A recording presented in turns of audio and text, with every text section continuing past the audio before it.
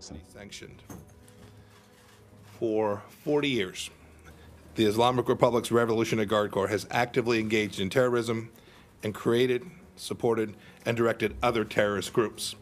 The IRGC masquerades as a legitimate military organization, but none of us should be fooled. It regularly violates the laws of armed conflict. It plans, organizes, and executes terror campaigns all around the world.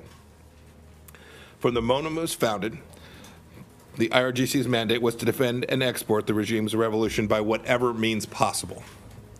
The IRGC institutionalized terrorism shortly after its inception, directing horrific attacks against the Marine barracks in Beirut in 1983 and the U.S. Embassy Annex in 1984, alongside the terror group it midwifed, Lebanese Hezbollah. Its operatives have worked to destabilize the Middle East from Iraq to Lebanon to Syria and to Yemen. With this designation, the Trump administration is simply recognizing a basic reality. The IRGC will take its rightful place on the same list as terror groups it supports: Lebanese Hezbollah, Palestinian Islamic Jihad, Hamas, Kataib Hezbollah, among others, all of which are already designated as foreign terrorist organizations. The long list of IRGC-backed terror incidents is ample justification for today's decision. I want to just give you a handful of examples. Last September, a federal court in the United States found Iran and the IRGC responsible for the 1996 Khobar Towers bombing, which killed 19 American service members. In 2011, the United States foiled an IRGC Quds Force plus right here in Washington, D.C. to bomb a restaurant. The attempt was to kill the Saudi ambassador to the United States of America. Outside of the United States, the IRGC's terror campaign is just as active. In 2012, 4 Quds Force operatives were apprehended after plotting to attack Israeli targets in Turkey. In that same year, 2 other Quds Force operatives were arrested in Kenya for planning a bomb attack, while the Quds Force also directed a bomb attack that targeted Israeli diplomats. And as recently as January 2018, German authorities uncovered 10 suspected Quds Force operatives active in their country. The IRGC supports Palestinian terror groups that target innocent civilians, and it helped create U.S.-designated terror groups both in Lebanon and in Iraq. And the IRGC also backs the murderous Assad regime, which gasses and slaughters its own people. Our designation makes clear to the world that the Iranian regime not only supports terrorist groups, but engages in terrorism itself. This designation also brings unprecedented pressure on figures who lead the regime's terror campaign. Individuals like Qasem Soleimani. He's the commander of the Quds Force and oversees Iran's forces deployed to advance the Islamic Revolution through terrorism and other forms of violence. He doles out the regime's profits to terrorist groups across the region and around the world. The blood of the 603 American soldiers the Iranian regime has found to have killed in Iraq is on his hands and on the hands of the IRGC more broadly. Number of things. First of all, we talked to them about the importance of Iraq ensuring that it's able to adequately protect Americans in their country. They both provided assurances that they understood that was their responsibility. And we wanted to let them to know about the increased threat stream that we had seen and give them a little bit more background on that so they would have enough information that they could ensure that they were doing all that they could to provide protection for our team. They understand, too, it's important for their country. We don't want anyone interfering in their country, certainly not by attacking another nation inside of Iraq. There was complete agreement across that. We also talked about some of the broader issues. We talked about the fact that there's still work to do to complete the destruction of ISIS. There are still pockets of ISIS inside of Iraq. We talked about how we will jointly work to keep Iraqis safe by going after those forces with our team. My visit, the actions taken by the Department of Defense, the message that we've sent to the Iranians, I hope put us in a position where we can deter the Iranians won't think twice about attacking American interests.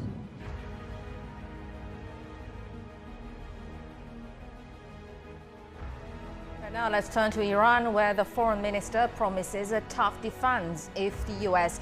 takes hostile moves. The comment from Mohammad Javad Zarif comes as the U.S. military says B-52 bombers will be part of additional forces being sent to the Middle East. And that follows his announcement of deploying a carrier strike group and a bomber task force there Iran has dismissed the plan as psychological warfare. Zarif says Iran does not want to fight the US, but stands ready to deter any threats. And earlier we spoke to Saeed Mustafa Hoshesh. He's a senior political analyst and a commentator from Tehran. He shared some insight on the US carrier deployment. USS Abraham Lincoln arrived in the region not yesterday, but 3 weeks ago, and it has been deployed in the Mediterranean, not in the Persian Gulf. Tehran knows the game because this is the same engagement strategy done for the sake of containment of Iran's power components that started under Obama some 1 decade ago, and this is phase 2 of the same strategy. But the point here is that this doesn't mean that any misfire or accident could be managed like what happened a couple of years ago when Iran arrested and captured U.S. Marines. On the contrary, this time any misfire, any accident could easily spiral out of control, considering that the military throughout the world, they do not work on the basis of foreign policy hypothesis, but on the basis of realities on the ground. And considering that the United States military doctrine is based on a preemptive and first strike, Iran's strategy and military doctrine has always been based on a crushing second strike. It could be easily understood that any kind of misfire or accident could easily spiral into a full-fledged war.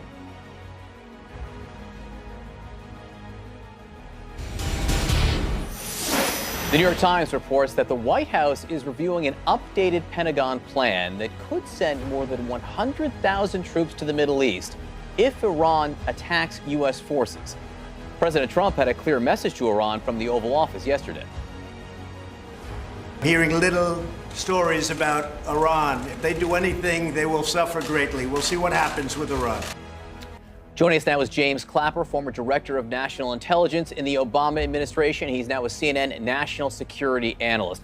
First off, what does it mean that the national security team was presented with new Pentagon plans, a contingency plan for 120,000 troops to deploy to the Middle East? What are these types of plans, General? Well, I'm surmising, I don't know, that this may have been the top end of perhaps a series of options from a lesser deployment to a greater deployment.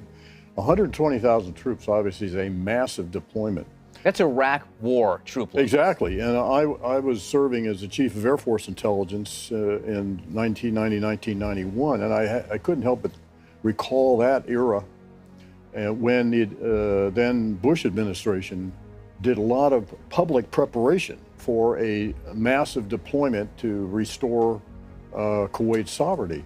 And there's been none of that for a deployment of that size. We're going to send our sons and daughters off to a potential broad Mideast war. You would think there'd be more preparation publicly to educate the public about why this is necessary. And I hope that they're not contemplating a ground invasion or anything of that sort. But 120,000 additional, presumably air and naval forces, over and above what's already there, which is quite substantial, is massive. Does the presentation of that type of plan indicate any increased likelihood that it will actually happen? Well, there is always the likelihood if you have, our forces and Iranian forces in proximity to one another, there's always the opportunity for an accidental encounter that could become incendiary. Do you think that's more likely now, given the heightened rhetoric between the two countries? Well, it could be. I mean, depending on where these forces are deployed, and particularly if we bolster our presence in the Strait of Hormuz, that heightens the probability for an inadvertent encounter between Iranian and U.S. forces. So just because of the numbers, the probability goes up. That's what the Europeans have actually been warning over the last 24 hours. Their fear is, with this heightened rhetoric from the White House and the Iranians, and the increased naval presence now of the U.S. In the Straits and in the Gulf, that maybe something could go wrong. Well, not to magnify this or be hyperbolic about it, but clearly if there is a deployment of this, it won't all occur in one day. It'll be gradual, and I'm quite sure the Pentagon will be very attentive to the rules of engagement on how to avoid such inadvertent encounters. But I think the European concern's well taken. So,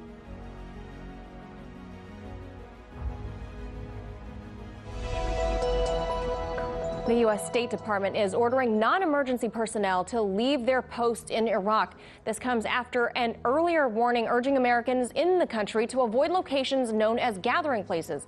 RT correspondent Ashley Banks is live in the studio with all the latest. Ashley? The tensions with Iran have put the U.S. on a high alert after officials say they received intelligence that U.S. forces may be targeted in Iraq. They say the Iranian tensions could lead to violence and kidnappings. As a result, Germany and the Netherlands have both halted military training in the Middle Eastern country. And over the weekend, just outside of the Persian Gulf, 4 oil tankers were attacked. The U.S. is blaming Iran, increasing tensions between the two countries. Let me break it all down for you. Now, U.S. officials have ordered that all non-emergency staff and their families leave Iraq. The State Department put out a travel advisory saying, quote, U.S. citizens in Iraq are at high risk for violence and kidnapping. Numerous terrorists and insurgent groups are active in Iraq and regularly attack both Iraqi security forces and civilians. Now, according to reports, U.S. officials say they have specific and credible intelligence that suggests Iranian forces were planning to target U.S. forces in Iraq. Secretary of State Mike Pompeo made an unannounced visit to Iraq last week, speaking to Iraqi officials about the importance of protecting Americans in their country. Pompeo said the U.S. would retaliate against Iran if it does attack American interests in the Middle East. And after his visit to Baghdad, Pompeo met with EU diplomats in Brussels and traveled to Russia to meet with Putin, with Iran being high on the agenda. However, some like Chris Gicca, British general and senior officer in the U.S.-backed coalition fighting the Islamic State group, say there hasn't been an increased threat from Iranian-backed forces in Iraq and Syria. The U.S.'s announcement to remove personnel from Iraq comes after U.S. officials say Iranian combat divers are to blame for the attacks on 4 oil tankers near the Persian Gulf on Sunday. Iran has denied any involvement in the attacks on the oil tankers and accused President Trump of playing a very dangerous game, risking devastating war. Iran has also accused the Trump administration of trying to pull the country into war with the U.S. and regional allies. Iran's presidential aide went on Twitter to say, quote, Donald Trump, you wanted a better deal with Iran. Looks like you are going to get a war instead. That's what happens when you listen to the mustache. Good luck in 2020. That advisor says Trump will get a war for listening to National Security Advisor John Bolton. Bolton is known for his aggressive position towards Iran. He openly calls for the overthrowing of government, even by force. Now, at this time, the tanker attack is under investigation. And due to the rising tensions between the U.S. and Iran, Germany has halted military training for its 160 soldiers based in Iraq. Take a look at what German Defense Ministry spokesman Jens Flossdorf had to say. This is a decision based on the current situation. We generally have increased attention, increased awareness, and the rule that the soldiers who are already working at this very high security level in Iraq only leave their accommodation, their camps, for good reasons, and also refrain from traveling outside if possible. That is all. Flossdorf says there's no concrete threat at the moment and training may resume in the next days. The Netherlands has also joined Germany in halting its mission in Iraq due to a security threat. Due to the tensions, the State Department has even canceled a diplomatic security worldwide conference originally set for next week in Washington, D.C. The conference has been rescheduled for 2020. Reporting in the newsroom, Ashley Banks, RT. All right, for more on this topic and more, let's turn now to Philip Giraldi. He's the executive director at the Council for the National Interest. Philip, always great to see you. Thanks for being with us today. First, I'd like your reaction to the State Department move to recall all of its non-essential workers back from Iraq, citing concerns for safety regarding Iran, and now other U.S. allies following suit. Your thoughts? Well, my thoughts are basically that this is a routine reaction to a situation in which the Iraqi government has already indicated that it will in no way support any U.S. initiatives against Iran. So the U.S. government has basically decided that U.S. government officials and their families are in a situation which is not secure, that the Iraqi government cannot guarantee the security of those people, so it's taking them out. But I would not get too alarmed about the alleged intelligence that this is based on, that there is a threat coming from Iran. That intelligence came from the Israeli government, which has a vested interest in hyping that kind of information. And basically, as I understand, it was pretty generic. It was just that Iran is planning various initiatives if the United States invades. Now, on to the Persian Gulf. There was no elaboration on this, but one Iranian lawmaker called Behrouz Namadi, he called the damage to the 4 vessels off the coast of the UAE Israeli mischief. Could that be a legitimate accusation, or is this a diversion tactic? I think it's a legitimate charge. I think that you in a situation like this, you have to say who benefits from it. And the only ones who benefit from this are the enemies of Iran that want to blame this on Iran to create another casus belli to support a U.S. attack against Iran. So I think that Iran would have no motive whatsoever to do something like this, because essentially everyone in the Gulf region knows what Iran's offensive military capabilities are, and they have their ballistic missiles. They have nothing to do with sending frogmen to damage tankers. So this is, I think, a phony charge against Iran. The greatest danger facing Israel and the world is the prospect of a nuclear-armed Iran. And Israel is prepared to do something about it. The Plan A, would see Israel launching a limited, surgical, preemptive strike, attacking with long-range aircraft and armed drones, firing cruise missiles from its submarines in the Arabian Sea, or launching its latest Jericho 3 missiles. But the Iranians have learnt from history. They have spread and concealed their nuclear installations across the country. So in this scenario, instead of hitting a single target like in Iraq or Syria, Israel would have to target all 7 Iranian nuclear reactors. In this sort of surgery, many people die. The Israelis could attack Iranian nuclear facilities, but they wouldn't be able to inflict long-term permanent damage. And Iran would have to retaliate. If Iran retaliates, every U.S. ally in the region or Israeli ally in the region is a potential target. Iran's ally, Syria, could also join in. Plus Iran's proxy forces, like Hezbollah in Lebanon, would fire rockets into Israel. And there's the possibility of unconventional attacks on Israeli interests across the world. An Israeli attack on Iranian nuclear facilities would likely only accelerate the Iranian desire to obtain nuclear weapons. So this idea that you would attack certain facilities in Iran and leave Iranian retaliatory capabilities intact breaks every rule in the military and political playbook. So, what's Plan B? The United States and the international community are determined to prevent Iran from acquiring nuclear weapons. The US military have had plans really since the fall of the Shah for military action. Cyber warfare is stage 1. Stage 2, in a military sense, would be massive ordnance air blast bombs, or the MOAB, mother of all bombs. This is the most powerful traditional military non-nuclear bomb that the US has in their arsenal. There are also a new generation of bunker busters. An American strike would be neither limited nor surgical. A massive American attack on Iran would be able to attack some 10,000 different aim points, more or less overnight. Their plans would destroy all Iranian air and sea bases and hit all known nuclear facilities. Iran would be left in flames. The Americans would claim these were surgical strikes, although I'm sure there would be very, very considerable casualties, of course, but mostly off camera.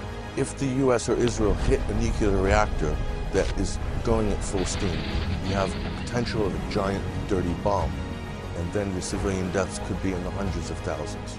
This conflict, with estimates of between 1 and 2 million Iranian civilians dead, could get out of hand. You've got to be careful of unintended consequences here. Best laid plans of mice and men don't always come to fruition. chaos theory can come into play. This is uncharted territory for both America and Israel. After such a massive offensive, Iran would fire everything it had left towards Israel. It would launch wave after wave of attacks against Western targets in Iraq and Afghanistan, and damage ports and oil refineries in the Gulf. The US would ask its NATO allies for support, dragging Turkey and the two nuclear powers, Russia and China, reluctantly into the conflagration. After the first stage of an attack on Iran, this could balkanize the global geopolitical scene into a new Cold War scenario.